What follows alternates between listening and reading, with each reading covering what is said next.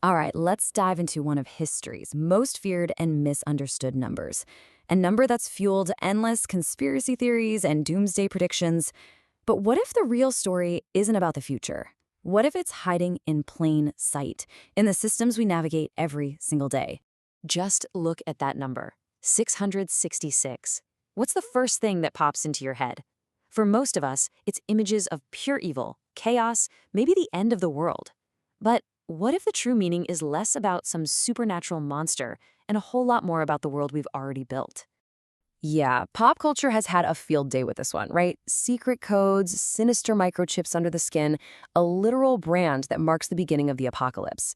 But the perspective we're digging into today suggests that all of these ideas might be missing the point, a point that's been right there in the text all along. Okay, so let's crack this thing open.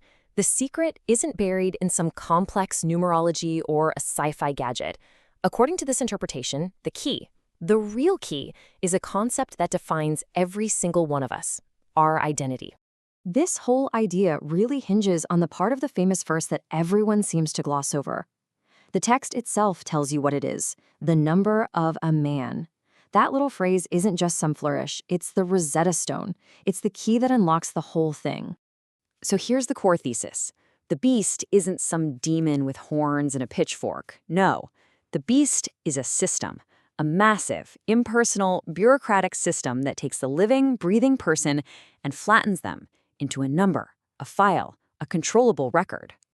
Now, to really get our heads around this, we have to understand a fundamental conflict.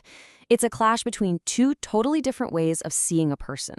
It's the idea of a name versus the idea of a number. You see, back in the ancient world, a name wasn't just what people called you. It was what's called an ontological claim, which is just a fancy way of saying it was a statement about your very being, who you actually were. Your name was tied to your soul, your family, your destiny. It was sacred. And you see this play out all over the Bible, right? When a person's entire destiny shifts, their name changes. Abram, a father, becomes Abram, the father of many nations. Jacob, the trickster, becomes Israel, the one who strives with God. A name isn't a tag, it is you. Now, I know this might sound ancient and kind of abstract, but stick with me, because this concept is the bedrock of our modern ideas about freedom. It connects directly to the idea of inalienable rights, the belief that you have value and rights just because you exist. And let's be super clear about what inalienable means. It means your rights can't be sold off, they can't be given away, and they can't be taken from you. Why? Because they weren't granted by a government in the first place. They are grounded in your being, not in someone else's permission. So this is the showdown, right here. On one side, you've got the name, this sacred, inalienable identity that's just part of who you are. And on the other side, you've got the number, an administrative, and get this, alienable identity that is assigned to you and is totally conditional on the system's permission. And that brings us to what this analysis calls the beast of administration. This is the engine. It's the machine that creates and manages this second parallel identity for pretty much every person on the planet.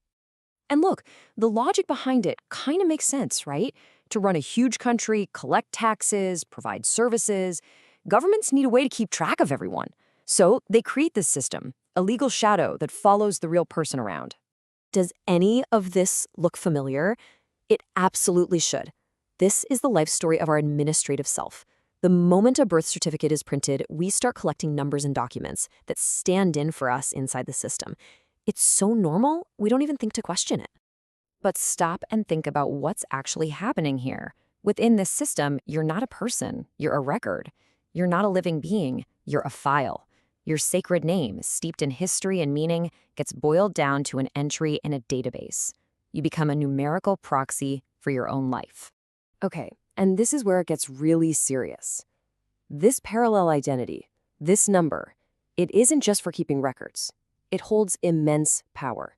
This is the price of recognition, and it connects right back to that biblical warning about the power to buy and sell. So, here's the crucial point.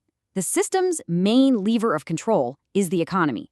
It's not about mind control. It's about controlling your ability to function, to work, to survive in the modern world.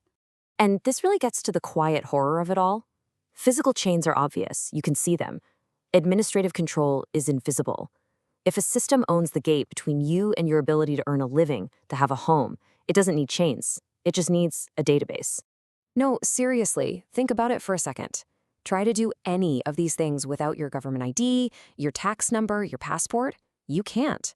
You can be a living, breathing person, but without a valid number, society literally doesn't recognize you. You are locked out. And here's the great switcheroo. The system performs this quiet inversion. Your state-issued identity, which can be revoked, suspended, or just plain denied, is treated as if it's more real, more essential for your survival than your actual, inalienable identity as a human being. So, all of this, it boils down to one final existential choice. This isn't just about bureaucracy anymore. It's about the ultimate source of your identity. Who or what gets the final say on who you are? So let's be perfectly clear. From this perspective, the warning about 666 was never about barcodes or microchips. The tech is totally irrelevant. The real issue is authority.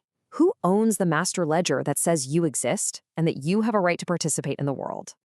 And when we see the word worship here, we're not talking about singing hymns. In this context, to worship something is to recognize it as your ultimate authority. So to accept the mark is to agree that the administrative system, the registry, has more power over your life and your right to exist than any creator, any higher power, or any inherent right. And so we land on the one question this entire analysis has been building toward. It's a question that forces us to look at the cards in our wallets and the numbers in our files and ask, what do these really represent? In the end, which identity is the real you?